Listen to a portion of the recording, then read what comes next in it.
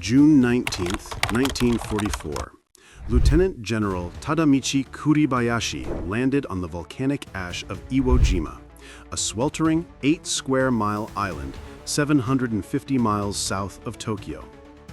At 52, this career officer received personal orders from Prime Minister Hideki Tojo. Defend this to the last man. Kuribayashi clearly understood his fate. He had told his wife, Yoshi, that it was unlikely even his ashes would return. Iwo Jima was strategically critical, positioned between American bases in the Mariana Islands and the Japanese mainland. Its airfields allowed Japanese fighters to intercept American B-29 superfortress raids on Japan. If captured, the Americans would eliminate this early warning, gain emergency landing fields for damaged bombers, and establish bases for P-51 Mustang escorts to reach Tokyo. Kuribayashi and the approximately 21,000 soldiers eventually garrisoned there were about to fight what would become the bloodiest battle in United States Marine Corps history. Kuribayashi's assignment was both an honor and a death sentence. He had a personal audience with Emperor Hirohito on June 8, 1944, before his departure. However, historians suggest he may have been deliberately selected for this suicide mission. Kuribayashi had made powerful enemies within the ultra-nationalist circles dominating Japanese military policy. Having served as a military attaché and studied at Harvard from 1928 to 1930, he traveled extensively across the U.S. and observed American industrial capacity firsthand. He wrote to his wife, "The United States is the last country in the world Japan should fight. Its industrial potential is huge and fabulous, and the people are energetic and versatile." Such realism contrasted sharply with the prevailing Japanese doctrine of spiritual power over material resources, marking him as a defeatist in the eyes of hardline officers. Despite his misgivings about the war, Kuribayashi approached his assignment with professionalism and innovation. He immediately recognized the futility of traditional Japanese defensive doctrine, defending at the water's edge to die gloriously on the beaches. He ordered this beach trench work stopped. He had studied the American amphibious assault disasters at Tarawa and Saipan, where beach defenses were obliterated by naval gunfire and futile Banzai charges wasted thousands of lives. Iwo Jima would be different. Kuribayashi implemented a revolutionary defense-in-depth strategy. His plan was to allow the Americans to land and draw them inland, then destroy them from deep, fortified underground positions designed to survive the heaviest bombardment and inflict maximum casualties over an extended period. He ordered the construction of an elaborate underground fortress system using the island's natural caves and volcanic rock. A massive 25% of the entire garrison was detailed to excavation work, a heavy allocation of manpower that drew immediate criticism from subordinate officers. The general often emphasized, "America's productive powers are beyond our imagination. Japan has started a war with a formidable enemy, and we must brace ourselves accordingly." This engineering project became one of the most sophisticated defensive fortification efforts of the Pacific War. Mining engineers from Japan designed a network of tunnels at varying levels to ensure ventilation and minimize explosion effects. By February 1945, approximately 18 kilometers of tunnels connected defensive positions across the island. Soldiers worked in suffocating temperatures, from 30 to 50 degrees Celsius, due to the intense heat radiating from the volcanic rock. Men regularly collapsed from heat exhaustion, and fresh water was critically scarce. The main command bunker, located in the northern highlands, sat 20 meters underground, consisting of multiple chambers connected by 150 meters of passageways. The garrison was a cross-section of Japan's late-war military. The core fighting force, the 109th Division, consisted of about 13,000 Army personnel. Naval forces from the 27th Air Flotilla under Rear Admiral Toshinosuke Ichimaru totaled around 7,500 men. Unlike veterans, many defenders were recent conscripts with minimal training, middle-aged reservists, or support personnel pressed into combat roles as the Empire's situation deteriorated.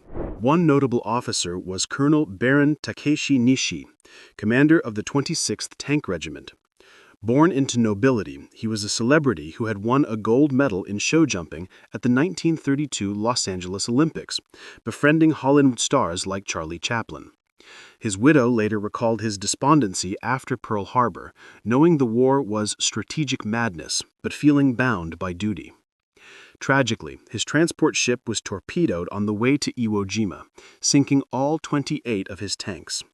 He secured 22 replacements during a brief visit to Tokyo, making a final trip to his beloved horse, Uranus, who carried him to Olympic glory. Defensive preparations intensified through late 1944 despite constant harassment. The island's black volcanic ash, when mixed with cement, created superior concrete. Pillboxes were constructed with 4-foot-thick, reinforced concrete walls. The Japanese installed approximately 300 anti-aircraft guns, 33 naval guns, 438 artillery pieces, and 69 anti-tank guns. Nishi's 22 replacement tanks were dug into fixed positions up to their turrets to serve as fortified artillery emplacements. The Japanese defensive preparations transformed every part of Iwo Jima into a potential killing zone. Kuribayashi's defensive philosophy fundamentally broke with Japanese military tradition. He explicitly forbade Banzai charges. These mass frontal assaults, which fulfilled cultural expectations of an honorable death but accomplished nothing militarily, were deemed suicide without purpose. Instead, every soldier was ordered to kill at least 10 Americans before dying. The goal was not victory, which was impossible, but maximum attrition. This strategy caused deep divisions. Vice Admiral Sadaichi Matsunaga openly clashed with Kuribayashi, wanting to contest the landing directly. Kuribayashi relieved him, replacing him with Rear Admiral Ichimaru, who proved more cooperative. By December 1944, February 11, 1945, was set as the completion target for defensive preparations. The final garrison totaled between 21,000 and 23,000 men. However, supplies remained woefully inadequate. Ammunition was only 60% of what was considered necessary. Food was calculated to last 4 months at most, and fresh water was critically scarce. An estimated 1,500 troops had already been lost when their transport ships were sunk by American submarines en route. Life before the invasion was characterized by constant work, insufficient supplies, and growing tension. Soldiers lived in caves and tunnels, sleeping on volcanic rock and breathing sulfur-tainted air. The relentless heat, poor nutrition, and unsanitary conditions, coupled with limited medical supplies, caused many to die of disease before the American forces even arrived. Kuribayashi, however, refused special privileges, insisting on sharing the hardships of his men. He regularly visited wounded enlisted men, behavior virtually unheard of for an officer of the general staff, and accepted the same limited water allocation as the lowest-ranking private. Kuribayashi's letters home revealed a thoughtful man who loved his family and accepted his own death as a necessary sacrifice. In November 1944, he wrote to his wife, "You must not expect my survival." He continued, "I am sorry to end my life here, but I want to defend this island as long as possible and to delay the enemy air raids on Tokyo. Watch out for your health and live long." These words demonstrated he harbored no illusions about his fate. The longest pre-invasion bombardment of the Pacific War began on June 15, 1944, with American bombers raiding the island for 74 consecutive days. These attacks cratered airfields and destroyed surface structures, but had limited effectiveness against the underground fortifications. American intelligence severely underestimated both the defensive preparations and garrison strength, estimating only 13,000 to 15,000 troops. Crucially, aerial photographs could not reveal the extensive tunnel network. The final assault phase began on February 16, 1945, with the pre-invasion naval bombardment. Major General Harry Schmidt had requested 10 days of heavy bombardment, but received only 3, impaired by weather. The Japanese took shelter in their tunnels, waiting out the storm of steel. On February 17th, 12 LCI gunboats moved close to shore, supporting underwater demolition teams. The Japanese emerged and opened fire, devastating the gunboats. LCI 449 was sunk, and 170 casualties were suffered. This sacrifice, however, revealed many hidden Japanese positions, allowing battleships to pulverize targets with devastating accuracy. Inside the tunnels, the bombardment was a grueling test of endurance, with the mountains shaking and dust constantly falling. The Americans fired approximately 22,000 shells, but Kuribayashi's strategy proved sound. The underground positions survived largely intact. At 8:59 a.m. on February 19, 1945, the first wave of Marines hit the beaches. The offshore support fleet stretched to the horizon, a massive assembly of naval power. Marines struggled to move inland, sinking ankle-deep into the loose volcanic sand, which caused vehicles to flounder. Kuribayashi's orders were explicit: let them land, let them pack the beaches, then open fire with everything. For nearly 30 minutes, resistance was surprisingly light. Then Kuribayashi gave the order. Every weapon opened fire simultaneously, transforming the beaches into a killing zone with devastatingly accurate, pre-registered artillery fire. By day's end, about 30,000 Marines had landed, cutting Mount Suribachi off from the rest of the defenses. The cost was tremendous: over 500 Marines killed and more than 1,800 wounded on the first day alone. That first night, Marines prepared for the expected Banzai charges, but Kuribayashi's orders forbade them. The night passed with only minor probing attacks. The battle for Mount Suribachi began in earnest on February 20th. The 28th Marine Regiment advanced yard by yard, using flamethrowers, explosives, and grenades to clear bunkers, collapse tunnels, and kill defenders. The Japanese, commanded by Colonel Kanehiko Atsuchi, fought with skill, falling back through connecting tunnels when positions became untenable, only to re-emerge elsewhere. After 3 continuous days of fighting, a Marine patrol reached the summit on February 23rd. They raised a small American flag, triggering cheers across the beachhead. Later that day, a larger flag replaced the first, and Associated Press photographer Joe Rosenthal captured the second flag raising in one of the most iconic images of World War II. However, the battle continued underground for the Japanese defenders for weeks.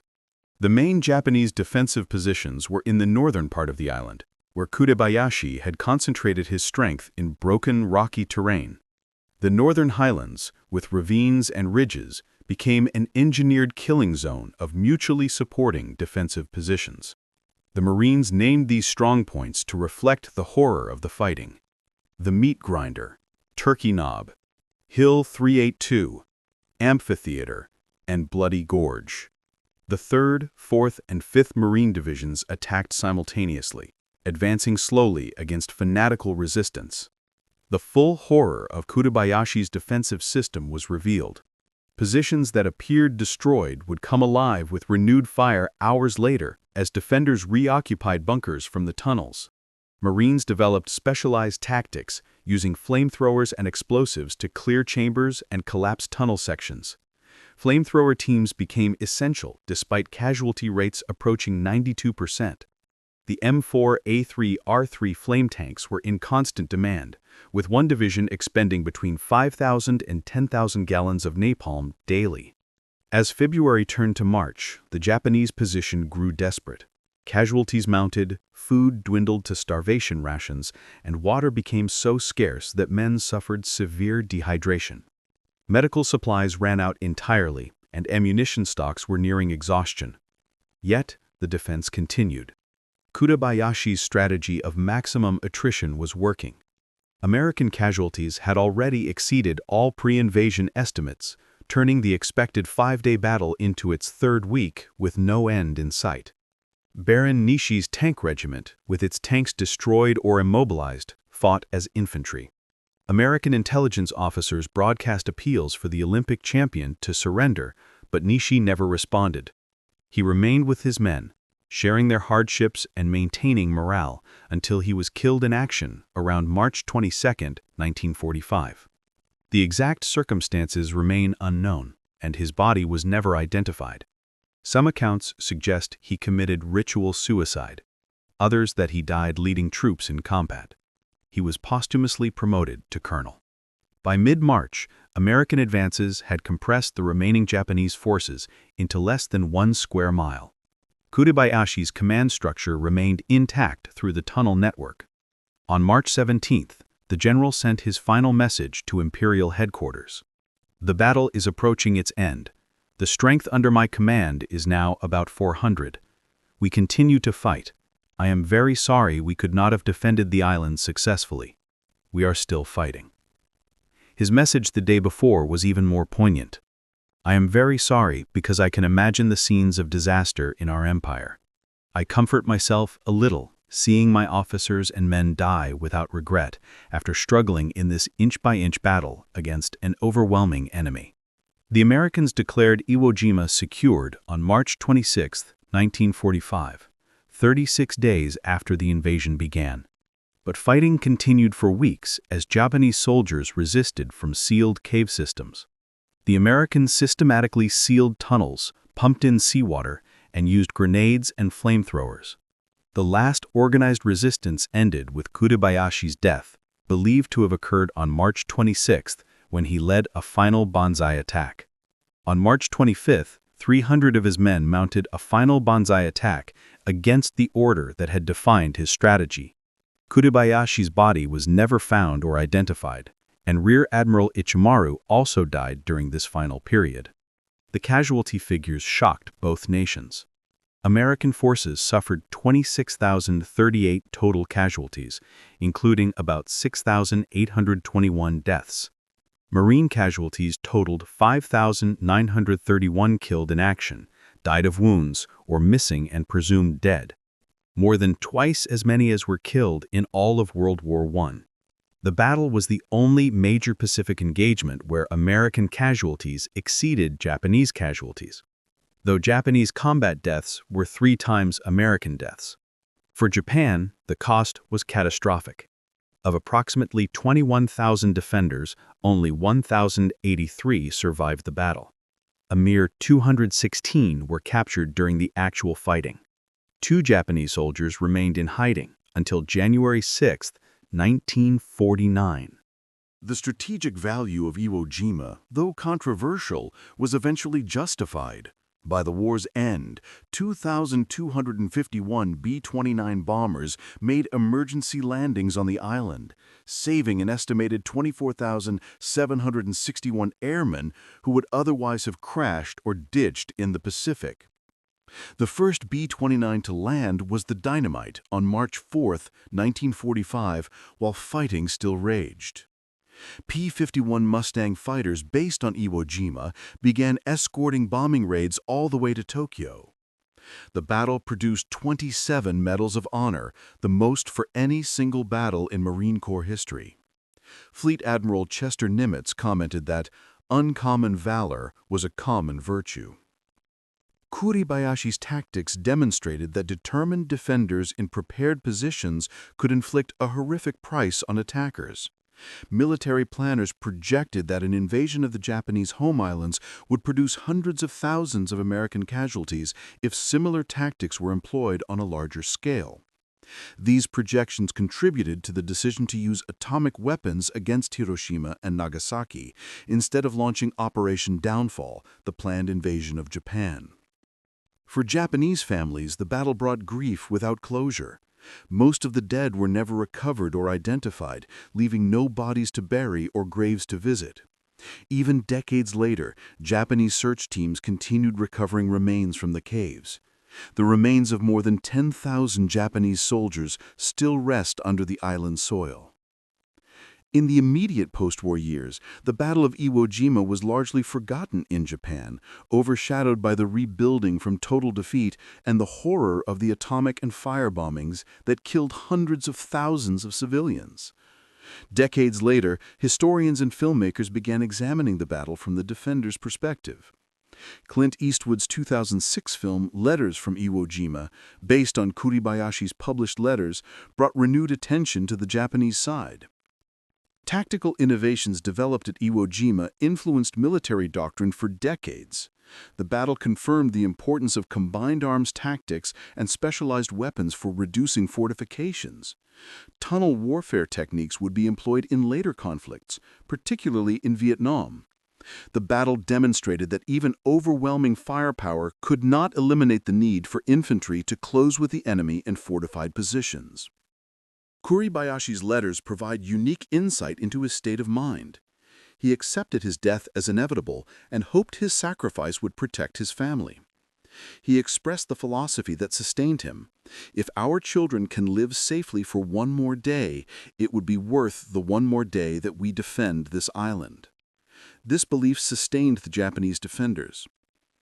Today, the island, officially known by its Japanese name Iwo To, remains largely unchanged, preserved in its battle-scarred state.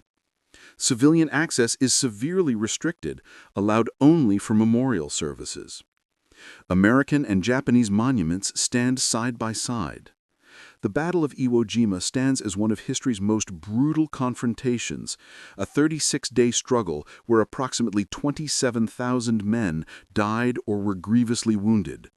General Kuribayashi, Baron Nishi, Rear Admiral Ichimaru, and thousands of Japanese soldiers fought with extraordinary courage for a cause already lost. The island itself is a monument to all who fought there.